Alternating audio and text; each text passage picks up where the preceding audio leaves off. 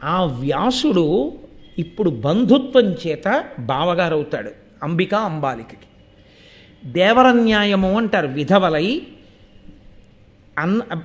బావగారిలో మరుదులో మిగిలి ఉంటే ఆ బావగారుల మరుదులలో అంతటి బ్రహ్మతేజోవంతుడుంటే అటువంటి ఆయన వీర్యదానము చేత సంతానముల కంటే దేవరన్యాయం చేత పుట్టినటువంటి బిడ్డలు వంశంలో పుట్టిన వారి కింద లెక్కవారి సింహాసనం మీద కూర్చోవచ్చు, పితృపిండాలు పెట్టచ్చు.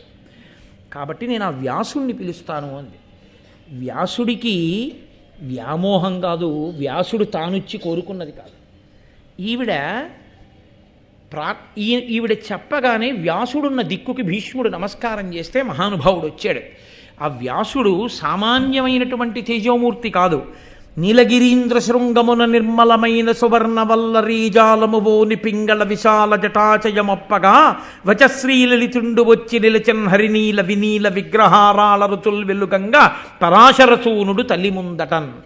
నల్లటి పర్వతం మీద ఓ మెరుపులు ఉంటే ఎలా ఉంటుందో అలా నల్లటి వాడు, ఎర్రటి జటలతో మెరిసిపోతున్నవాడు, లోకానికి పలుకొచ్చే పలుకులు చెప్పగలిగినవాడు, బ్రహ్మనిష్టాగరిష్ఠుడు, పుట్టుక చేత 4 వేదములు నేర్చుకుని పుట్టినటువంటి వాడు, 4 వేదములు విభాగం చేసినవాడు, అష్టాదశ పురాణములకు కర్త, మహాతేజోమూర్తి, కృష్ణద్వైపాయనుడు, సాక్షాత్ నారాయణాంశ సంభవుడు, గురువులకు గురువు, బ్రహ్మనిష్టాగరిష్ఠుడైనటువంటి వ్యాసుడు బావగారిగా అనుబంధాన్ని కలిగి ఉన్నాడు. కాబట్టి ఆయన ప్రత్యక్షమయ్యాడు. ప్రత్యక్షమైతే అప్పుడు ఆ భీష్ముడితో ఆ వ్యాస భగవానుడితో సత్యవతీదేవి తన కష్టాన్ని చెప్పుకుంది. ఈ భీష్ముడు ప్రతిజ్ఞ చేశాడు ఆయన సత్యవాక్యాన్ని దాటడం. కాబట్టి ఇప్పుడు ఆయన సింహాసనం మీద కూర్చోడు, వివాహం చేసుకోడు, బిడ్డలు పుట్టరు.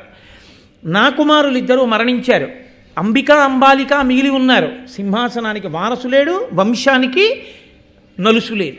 కాబట్టి ఇంత సంక్లిష్ట పరిస్థితి వచ్చింది.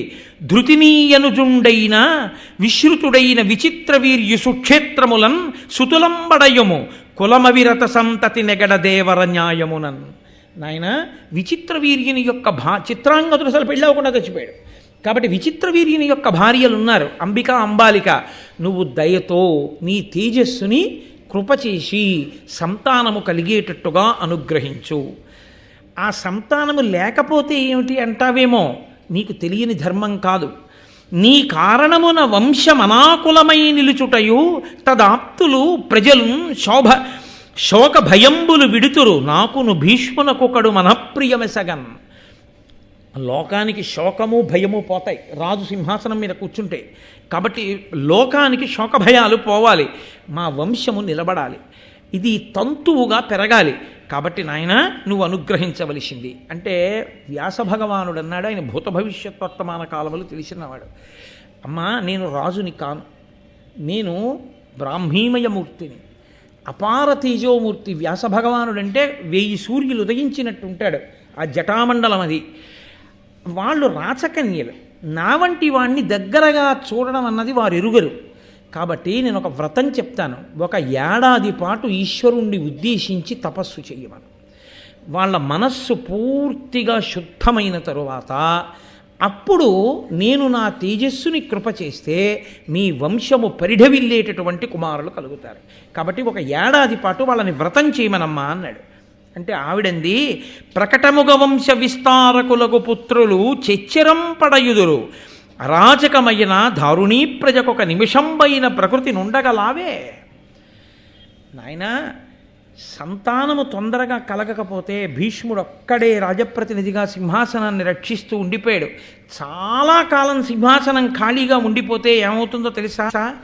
అవని అరాచకం పైన అప్పుడు భూప్రజయందు సర్వధర్మవులు తొలంగు, దేవ మునిముఖ్యులు వాయుదురు, ఓలి వృష్టి లేదవు, మరి అర్ఘ్యవుల్ తరగు అందురు కావున కలయాపనం భవితధమాక్య చేయక నయంబున రాజ్యము నిల్పుమిత్తరిన్.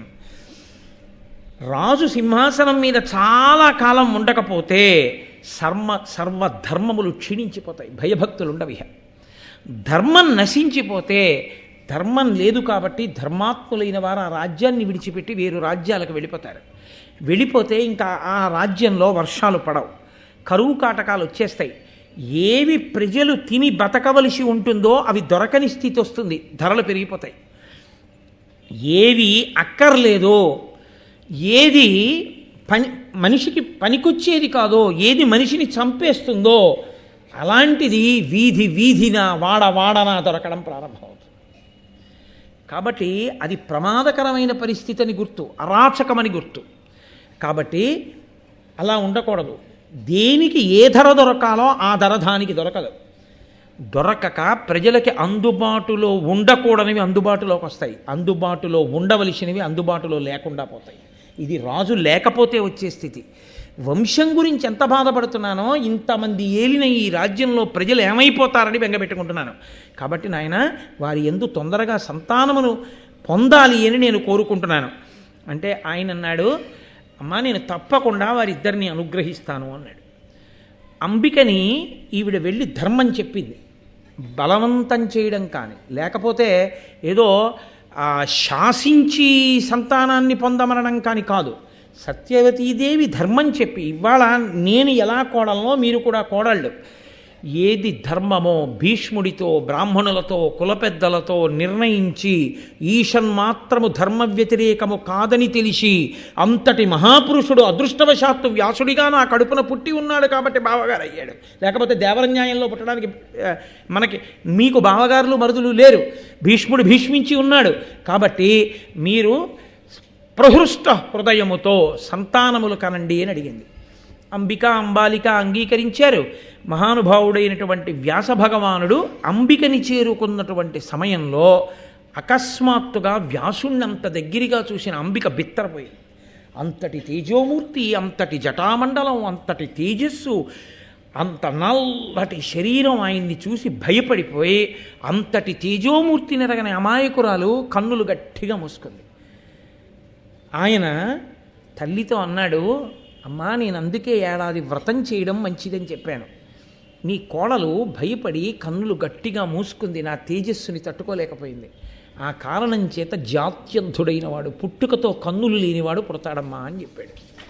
అంటే ఎంత దూరం చెప్పగలిగాడో చూడండి. మహాభారతంలో నేను వేదిక మీద కూర్చుని చెప్పలేకపోతున్నాను, కానీ కొన్ని విషయాలు స్త్రీ పురుషుల యందు ప్రహృష్ట హృదయులైతే తప్ప సత్సంతానము కలగదు. క్షేత్రమునందు వైక్లభ్యము సంతానమునందు పొందుతుంది. అందుకే గర్భిణి అయిన స్త్రీ ప్రసన్న హృదయంతో సంతోషంగా ఉండేటట్టు ఉంచుతారు. అత్తవారు కూడా మొదటి కాన్పులో ఇంట్లో ఎందుకు ఉంచుకోరో తెలుసా అండి? అంత ప్రేమ లేక కాదు. ఆ తల్లి దగ్గర ఏం పెరిగిందో, ఆ తల్లి ఏం పెట్టిందో, ఏమి స్వతంత్రంగా ఉంటుందో మనమే వెళ్ళి బెంగపెట్టుకున్నప్పుడు అలా చూద్దాం. అంతేకాని ఆ అమ్మ దగ్గరే ఆ సంతోషంతో అక్కడ అలా గడపని. అమ్మకి సంతోషం కాబట్టి ఆ పిల్లకి ఉన్న ఇబ్బందులన్నీ తెలుసు కాబట్టి తల్లి కడుపులో పెట్టుకు చూసుకుంటుంది. పైగా నా వాళ్ళు, నా ఇల్లు, ఇక్కడ ఉన్నాను అని ఒక సంతోషం పుట్టింటి మీద. భర్త వచ్చి మాట్లాడుతూ, అత్తమామలు వెళ్ళి మాట్లాడుతూ ఆ సంతోషంగా ఉంటే ఆ ప్రహృష్ట హృదయం మంచి సంతానం లోపల పెరిగేటట్టుగా తేజోకారణం అవుతుందని పుట్టినింటికి పంపేవారు. ఆ ప్రసవ సమయానికి 5వ నెల 6వ నెల వచ్చేటప్పటికి పుట్టింటికి చేరేవారు. కాబట్టి విశాల హృదయంతో మాట్లాడతారు. కాబట్టి వ్యాసుడు కేవలము తేజోప్రదాత కాడు, అంత దూరం చెప్పగలిగిన మహాపురుషుడైన. కాబట్టే ఆయన అమ్మ ఈమె కడుపున జాత్యంధుడు పుడతాడమ్మా అన్నాడు. సంతానమన్నది రాజ్యము కొరకు మాత్రమే కాదు. ఆ తేజోప్రదానం జరిగినప్పుడు ఒకరు మాత్రమే సంతానమును పొంది రెండవ వారు సంతానమును పొందకపోతే నేను అమ్మను అవలేకపోయానన్న బెంగ ఉండిపోతుంది, బాధ ఉండిపోతుంది. 2 ఈమె భయపడిపోయింది అంటే ఆమె వేరొక ప్రయత్నమునందు కూడా సత్సంతానమును పొందుతుందన్న ధైర్యం లేదు. అందుకని అంబాలికని అభ్యర్థించింది సత్యవతీదేవి. అంగీకరించిన అంబాలిక దగ్గరికి వ్యాస భగవానుడు వెళ్ళాడు. ఆయన తేజోమయమైన స్వరూపాన్ని చూసి ఈవిడ కన్నులు మూసుకోకపోయినా మనసు వెలవెలపోయింది ఆవిడకి. అమ్మ బాబోయ్ ఏమి తేజస్సు అని. అంత దగ్గరగా చూసేటప్పటికీ అప్పుడు ఉద్విగ్నతకి లోనైపోయింది. వ్యాసురుడు తేజోప్రజానం చేసి బయటికి వచ్చి అన్నాడు, అమ్మా ఆమె ప్రహృష్ట హృదయ కాదు, వెలవెలబోయింది నన్ను చూసి. కాబట్టి అతి తెల్లని శరీరం ఉన్నవాడు పుడతాడమ్మా అన్నాడు. పాండు రోగమున్నవాడు పుడతాడని భారతంలో లేదు. అతి తెల్లని వర్ణం ఉన్నవాడు పుడతాడు, చాలా అందగాడు అని తర్వాతే వర్ణించారు నన్నయ్య గారు. కాబట్టి అతి తెల్లని వర్ణంతో, పాండు వర్ణంతో పుడతాడమ్మా, వెలవెలబోయింది కాబట్టి ఆవిడ అన్నాడు. అలాగే ఆవిడికి పాండురాజు గారు పుట్టాడు. తేజోప్రధాన సమయమునందే నిర్ణయించేశాడు ఎటువంటి సంతానం పుడుతుందో. తదనంతర కాలమునందు బలవన్మద నాగాయుత బలయుతుడు సుతుండు పుట్టే ప్రజ్ఞాచక్షుండలగుడు ధృతరాష్ట్రుండా లలనకు అంబికకు కురుకుల ప్రవరుండై. ఆయన 10,000 ఏనుగుల బలం కలిగినటువంటి వాడిగా, కళ్ళు లేకపోయినా బుద్ధి అనబడేటటువంటి కన్ను మాత్రం చాలా గట్టిదున్నవాడై అంబికకి కుమారుడిగా ధృతరాష్ట్రుడు పుట్టాడు. అలాగే అంబాలికకును గుణరత్నాంబుధి పాండుర విరాజు